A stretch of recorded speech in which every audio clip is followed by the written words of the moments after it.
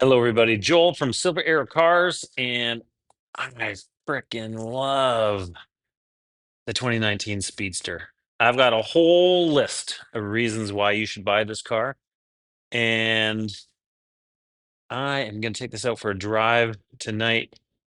And well, you'll be able to see how far I went because it's got 2,220 miles on it currently. This, of course, is 2019. They only built them in 2019. And if you didn't know, this isn't just an aesthetics package. Um, well, yeah, fair to say an aesthetics package. And because I'm saying that, or why I'm saying that, is referencing earlier versions of 911 Speedsters. But this car, the 2019 Speedster, this is a GT3. So this, to me, is the ultimate, I think, in a 991 or a 992. And I'll tell you why. One, it's the GT3. It uses the 4-liter naturally aspirated engine that produces 507, 510 horsepower. This one, different than the normal GT3, has individual throttle bodies. It uses the 6-speed manual transmission. And then it's got some key differences. One, the suspension is more compliant and comfortable, let's call it, than the normal GT3. So this is a more comfortable car to drive. And let's be honest, I think the majority of GT3s actually just get driven for enjoyment on the road and they don't get tracked. RS is maybe not the same thing, but the Tourings and the normal GT3s have a stiffer suspension than the Speedster. The Speedster also has a lower windshield. So I think it's an inch and a half or so, but that windshield has more rake and is lower than a normal 911. And then you have the big carbon fiber rear Speedster humps. So when you sit in these cars, you're actually way less exposed than a normal cabriolet. Really, just your head is popping up above it. Whereas compared in a 911 cab, if you're in turbo or whatever you're in, um, you're just much more exposed and out to the elements and in everyone's face. So you're tucked away in the Speedster. So the Speedster, all it has the similar calling cards as the GT3. So as I said, the 6-speed gearbox. It has the carbon fiber rear deck lid. It has carbon. This one specifically has carbon ceramic brakes, um, carbon fiber front bonnet, and I believe fenders. The different front bumper, and of course that big naturally aspirated engine. But probably the one of the most key things is that these cars indeed are limited production cars. So this is a numbered car, much as is, say, the Sport Classic or the ST or the 911R. This one is unit 1560 of 1948 ever built. So it's a limited production car. This one specifically has a massive options list. And so there's essentially two different ways you could order one of these cars. You could order it as a heritage package car, and we just recently sold one of those. Those came in GT silver, and then they came with a heritage package interior. So the carbon fiber bucket seats, as this one was optioned, but along with the carbon fiber bucket seats and the GT silver, you got the gold emblem package on the exterior and the interior, and the two-tone cognac leather and black dash. So arguably those are the most desirable. But and then you have a bunch of standard colors that were available in a non-heritage speedsters. Again, one model year only. And then those cars could be optioned however you wanted to. This car specifically was built with a plethora of options and X options, a ton of stuff that on any normal car or any other GT3 is rare to see, but a massive, massive list. And you'll see that, of course, in our listing, but I'll walk you through some of them. So, starting in the front, these are the premium headlights that you could order on 991s.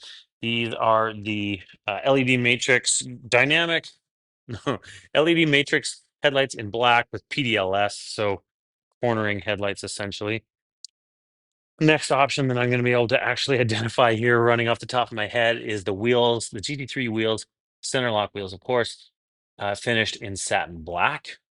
Of course, the PCCBs in Porsche generally are always in yellow. They can be optioned in other colors, but the yellow works really well because as we move into the interior, you'll see yellow throughout the car. But before we get there, talking about the exterior, this is one I very rarely see.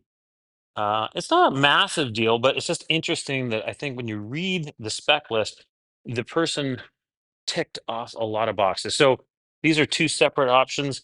This is carbon mirror caps, and then I think it's called the window triangle. But those two, nice addition of carbon fiber to the exterior of the car.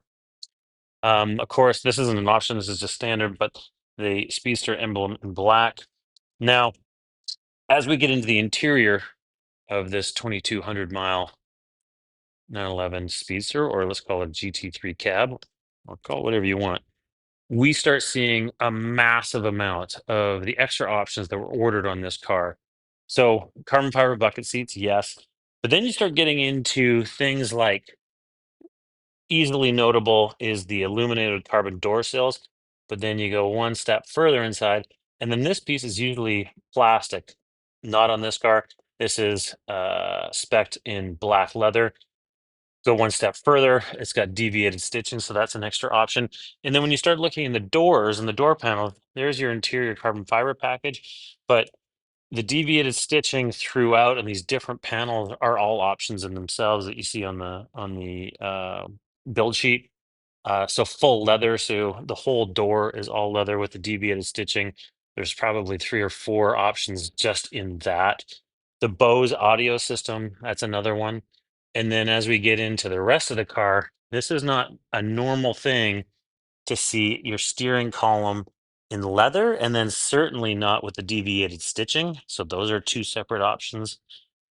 And then the rest of the dash, the end caps, the dash itself, the deviated stitching in the dash, the deviated stitching in those air vents. Even the air vent slats, if you look here, that is leather as well. Another big option.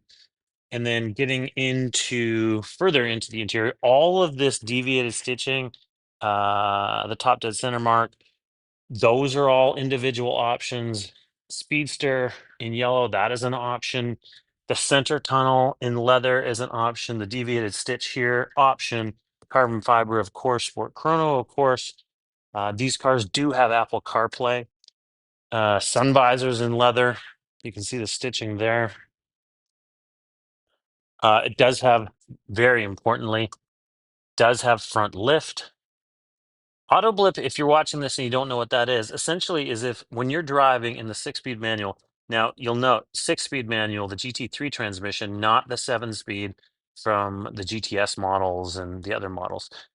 Auto blip, it automatically rev matches the engine to transmission speed for downshifts and sometimes upshifts. Um, as a part of the auto blip package, or that's part of the Sport Chrono package, essentially. What do we got more? We got more. We have the floor mats in leather with the deviated stitch and the leather trim around the edges, the aluminum foot pedals. The list is massive. Such a great spec. I do like, my favorite would be the Heritage, but I think this is a close second. Very nicely spec'd car. Got the keys in my pocket.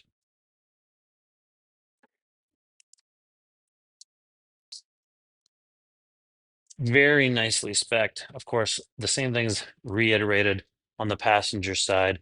I would venture to say almost nobody ever is ever sat in the passenger side. And then even small things like the net is another option itself. There's your spare key. Of course, as I said, it does have Apple CarPlay. Here are your books with all your original books. Does come with full service records and the original build sheet. Now, what I'd like to do next, there's not going to be any blemishes to point out, and that is because when the car was delivered new at Manhattan, I believe it's Manhattan Motor Cars or in Manhattan at the Porsche dealership, the owner, and the receipt is there for it, installed a couple things. One, Installed an escort passport system. So that is a radar system and laser jammer system. And then also installed full PPF. So the entire car, front to rear, is covered in paint protection film. Every panel. No, I correct myself. Not every panel. The rear, we do not have PPF.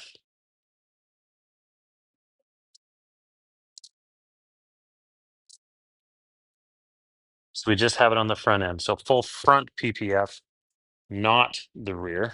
Correct myself on that. But as I was saying, full service records, build sheet, a great history with this car, two owner car, now in our possession. So I'm going to show you how this roof works. So key in.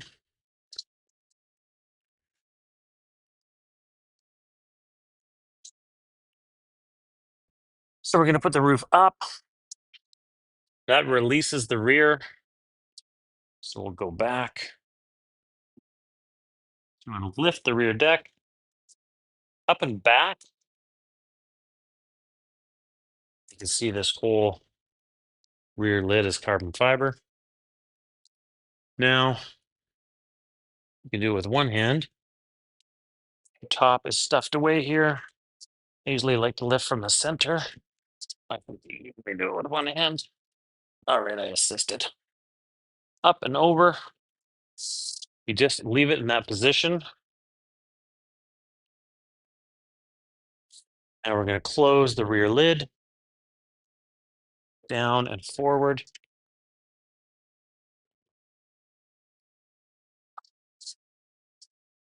Latch it.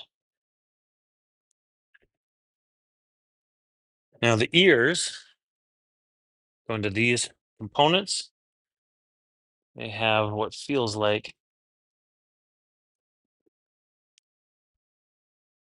a gas strut or shock in it, spring loaded. And when you release it, these release and then they fold up automatically. So now all we have left to do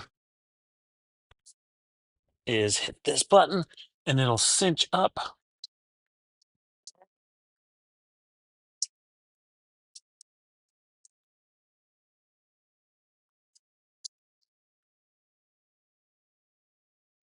And there you have it. Such an incredible car. I really think these cars are undervalued. Um, I think the 991 generation is a sweet spot for Porsche. The 992 is a great car. I just really like the 991s. And I think these haven't moved a massive amount. I think they got a little bit forgotten about, as did the Boxster Spider. But I think the Speedster, they only did it for the 1 year. They do it the last time they had done it before 2019 was 7 years previous. That car wasn't a GT car in Speedster clothing. It was, I believe, more based on the Carrera S. But if you're going to have a GT3 manual, you're likely going to drive it on the road. So do you not then at that point say, yeah, I would like to have slightly softer suspension, still very planted, but slightly softer and more compliant suspension? And when you like it to have the ability to take the top down so you can hear the 4-liter naturally aspirated individual throttle body sing, this thing is absolutely incredible. I'm going to take it out for a drive next. But a basically perfect car with great history, two owner car, full service history, massive spec list, and an absolute sinister list of options and color combo. So, one of my favorite cars. I think these are massively undervalued. They're going to announce a new 992. I guess it'd be a 992.2, as this was a 991.2 variant. Most doubtably, who knows if it's going to be hybrid or not, but these cars, they're so fun to drive, and to be able to have the top down and to hear the 4-liter underload is unbelievable. We're Silver Arrow Cars. I'm Joel Friesen. You can reach out to myself or Tim. You can find us on the internet. You can check out our website or our Instagram. Please reach out. We'd love to sell you this car. And if you have any air cooled, any 911 for that matter, or classic cars to sell, please reach out. We'd love to buy them. We look forward to talking to you.